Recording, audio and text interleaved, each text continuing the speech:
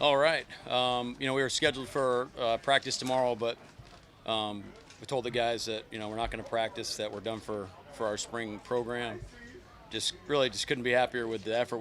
That's what I was just telling them. Just the effort, the intent, the energy, the attitude, all the things we're asking them to do. They responded every day, and just really excited about where we're at. And we've been going at it here. We had the extra week being the new staff and everything, so felt like it was an opportunity to get out of here healthy and have a great off season.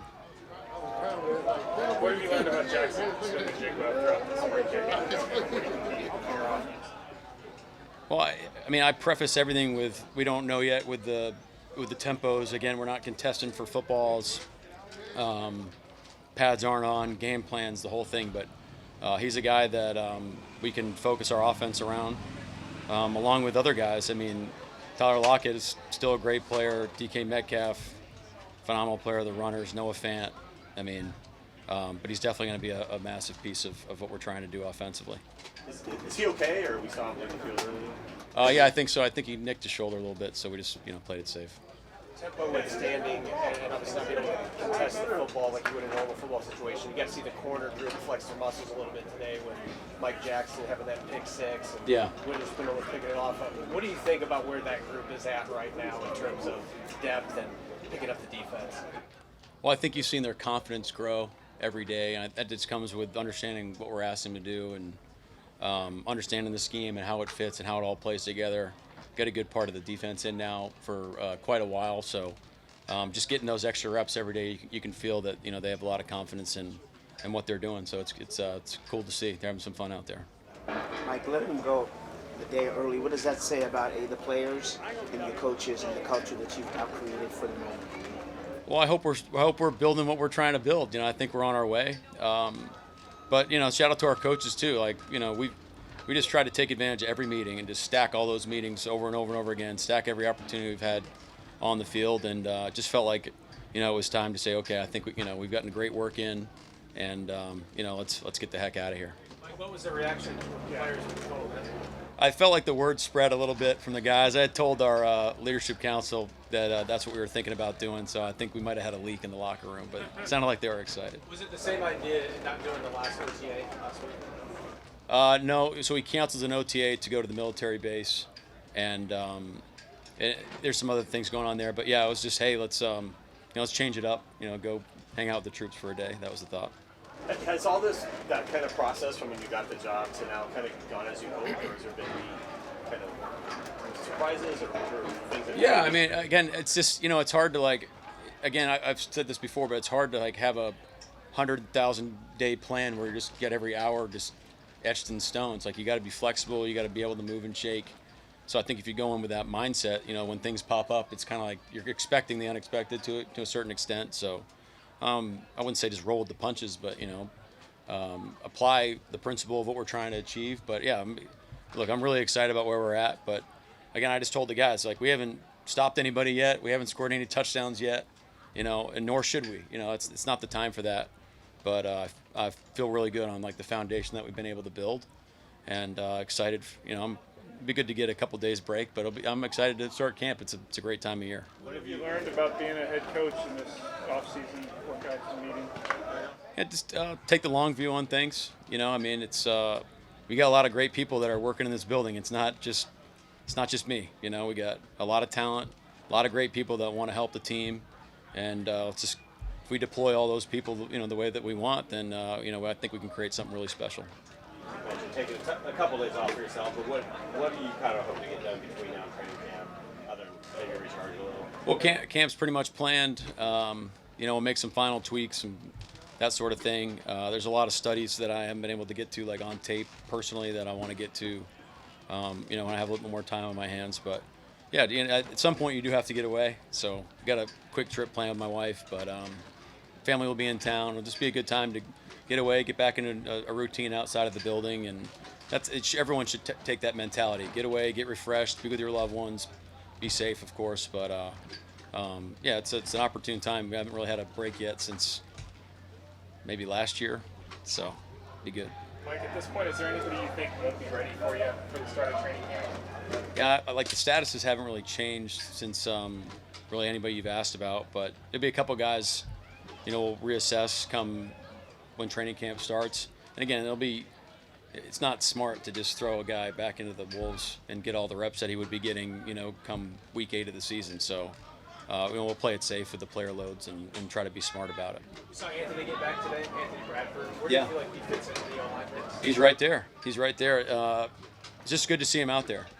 Having missed a little bit of time there throughout some of the OTAs, but he's right in the mix. We've got a great competition, especially on the right side of the line, and he's right there. He's got a great opportunity to go earn himself a job. Christian Haynes obviously is part of that mix too, but what do you kind of see from him, I guess? He's doing some good things. I think Christian's game is when pads are on, when he's moving people and can get into the next level, things like that. So right now, I wouldn't say it's hard to feel the offensive line, pushing the pile and moving the line of scrimmage. So I think that's more his game. So hopefully we see that when pads come on, come camp time. Brad, one one of the first guys you hired. You obviously worked under him a long time ago back a long time. What do you remember about your first encounter with him? Sorry, I'm a little distracted. Yeah, just tell him that we got on all his ass. There's no footage during team periods. Sorry, guys. That's coming from me. Hey, you can blame it on me. Got to keep it under wraps, man. I didn't hear the question. The year you spent with Leslie Frazier involved in your working out there, what did you learn about him and maybe what did you want? I think you're just kind of re-emphasizing the things we've talked about, but I love Leslie Frazier. And there's a lot of people in this world, especially the football world, that love that man, and his reputation is well earned. A man of faith, a man of character, integrity, a leader, servant leader, a lead communicator. I always go back to that, but he's just got a way of kind of getting people's guard down when he wants to give them a message, and I really appreciate that about him. But trust him with 100% all the time, and I'm really happy he's a Seahawk. Is there a challenge at all? Just coming with your defensive background, you guys had, I think, 5 interceptions out there today, and now you're your head coach, so it's a good play on one side, and it's a good play on the other Yeah. side. Is it for you personally? You kind of have to learn that. Me. You see me. I'm not like I'm just. Hey, all right. Like that was a good play. Let's go to the next one. Let's not get too crazy out there. But it's easier to go back on tape and say, okay, well, this is what happened, or we could have made a better decision with the ball, or just there's some plays where interceptions happen. Defensive guys make a great play, and you kind of tip your cap and move on. So I think you got a mixture of those today. But again, it's like if it's I know this sounds weird, but if it's like a sweetly executed play, I'm like, that's what gets me going at this point in time. You're like, okay, that was great. We had great communication. We leveraged the ball. Rush lanes look good. Quarterback ball was out on time. Like, okay, that's a good play for the Seahawks. So those are the plays we're chasing right now. Mike, we saw a little bit of it right there just now, but what do you think of the energy that Yeah, it's great. It's great. I told him today I couldn't believe that he was the smartest football player of all time, and he's only in his second year in the NFL. He's got an answer for everything. But no, he's. It's like, hey man, be yourself. Like that's who he is. We love him. He's a great player already in this league. We're just really excited about him. But again, he's all those guys are great, man. Energy's right where we want it. Do defenses need guys like that? Absolutely. Yeah, we talked about it the other day as a team. It's like we got to be a player-led team, man. Like coaches, championship teams, coaches can only take the guys so far. And so, they got to go take – it doesn't matter. You can lead from whatever your role is. Devin has a unique role that's specific to him, which where like Chenna's role would be a little bit different in his role, the more vocal with the guys. And we just want to star the roles that you're in and let's rock and roll. But, the energy is pretty great. How does he stack up football IQ-wise against some of the other great corners? Is he going to hear this or not? No, he's it's high. It's high for a second-year guy to be able to take something from the meeting, register it quickly. The questions he asks are really spot on. Like they're really no BS type questions. Like he understands the concept. He understands like, okay, he's playing you can tell he's visualizing himself going through all the rules. When it's clear, he's good. When it's not, he nails it, and then takes it right to the field. So, yeah, it's pretty high. It seemed like the whole secondary had a pretty good offseason from what we could see. I mean, with guys being out there and they're all kind of. Yeah, you think so? It's funny. It's like it's a passing camp. So like when you're playing pass all the time, and there's no threat of like the ball just splitting the defense right down the middle. Like, we're working all of our coverages and we're working all the things and the disguises with a little bit of like, there's a lack of like a penalty if you're wrong.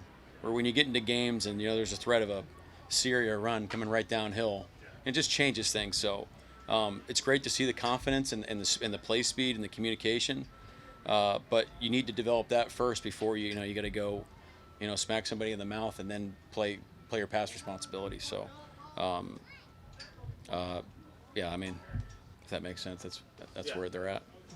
Like what happened with Chenault? I think he hit his toe or something, but like it's nothing crazy. But something with his toe. Was George Fant okay? Or were you gonna say? Yeah, he's just on a load thing right now, but yeah, he's fine. He'll be someone that will manage his reps come camp. How much you going to split him out and have him catch passes for you this year? I'm not going to answer that on the record. That may or may not be the first thing I thought of when we signed him. Anything else?